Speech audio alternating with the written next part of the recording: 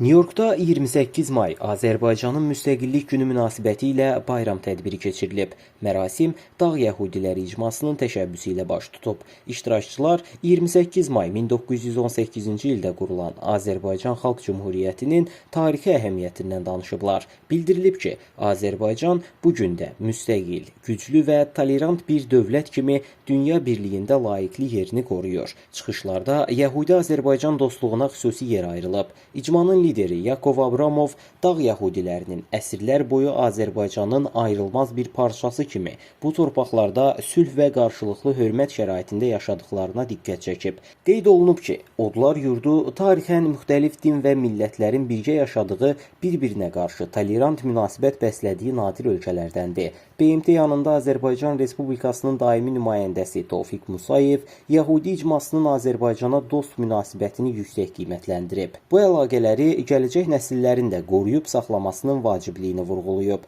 Azərbaycan-Amerika Qadın Cəmiyyətinin rəhbəri Minəvvər Vahabova bildirib ki, Azərbaycanla İsrail arasında münasibətlərin möhkəmlənməsi illərdir davam edən dostluğun təbii nəticəsidir. Sonra tədbir konsert proqramı ilə davam edib. Milli musiqilərimiz səsləndirilib. Müğənni Tereza Yelizarovanın ifası alqışlardan qarşılanıb.